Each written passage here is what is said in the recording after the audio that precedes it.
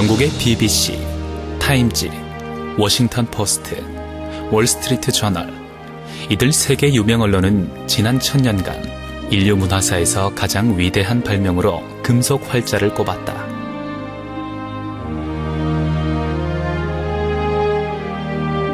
하나의 책을 만들기 위해 수십 장에 달하는 목판이 필요했던 중세 목판 인쇄술 시대. 비싼 책값 때문에 소수의 귀족과 학자들만이 정보를 독점하던 당시, 금속 활자 인쇄술의 등장은 세계사를 뒤바꾼 위대한 정보혁명이었다. 짧은 시간에 경제적으로 책의 대량 생산이 가능해지면서 책 속에 담긴 다양한 정보들은 빠른 속도로 대중에 전달되기 시작했다. 정보의 대량 생산, 보급의 대중화 시대가 열린 것이다.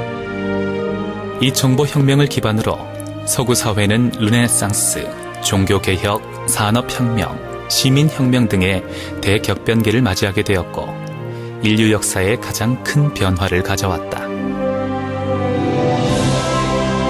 이 위대한 발명은 1455년 서양 최초로 독일의 구텐베르크가 금속 활자로 인쇄한 42행 성서에서 출발한다.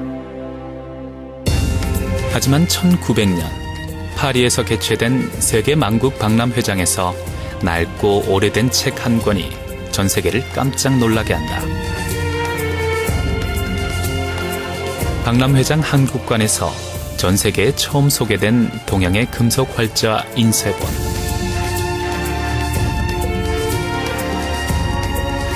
이 책의 인쇄 연도는 무려 1377년으로 거슬러 올라갔다.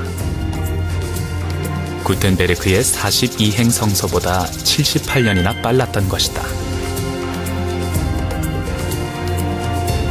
인류 역사상 현존하는 세계에서 가장 오래된 금속 활자 인쇄본으로서 직지가 세상에 처음 빛을 본 순간이었다.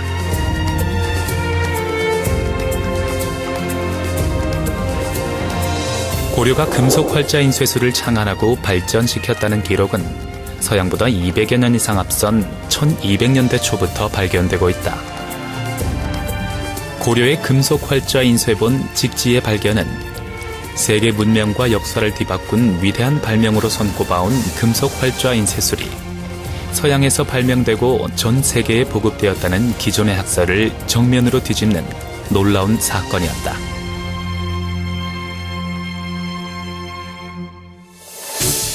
(2005년) 한국을 방문한 미국 전 부통령이자 노벨 평화상 수상자 엘 고어는 연설 중 흥미로운 사실을 언급한다.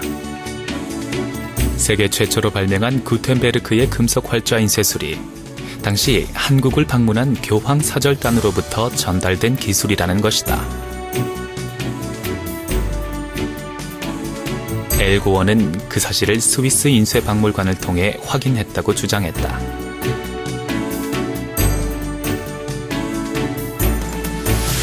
같은 해 10월, 독일 프랑크푸르트에서 독일과 한국 학자들은 고려와 조선의 금속 활자가 중국, 이란 등의 동양 인쇄사에 지대한 영향을 끼치고 서양에 전파되었을 가능성을 제기했다. 이름하여 활자로드이다.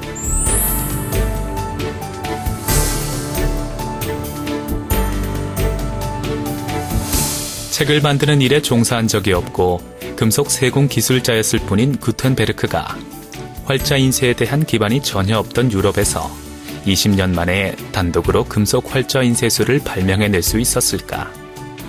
학자들은 그러나 이 놀라운 기적을 신뢰하지 않는다.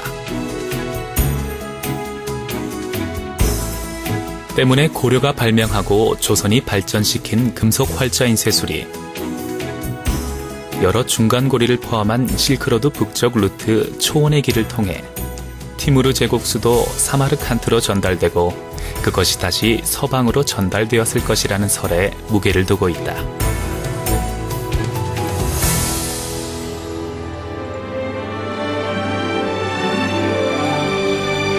직지는 구한말 주한 프랑스 대리공사로 조선에 근무한 꼴랭드 플랑시가 수집해 프랑스로 가져갔고 현재 프랑스 국립도서관의 귀중본으로 분류, 단독 금고에 보관되어 있다.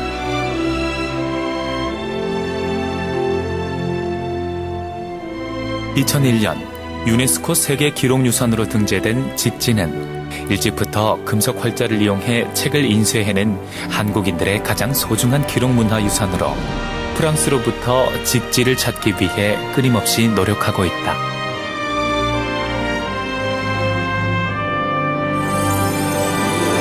전 세계 180개국가들 가운데 지구촌 정보통신 국민사용평가 1위의 한국.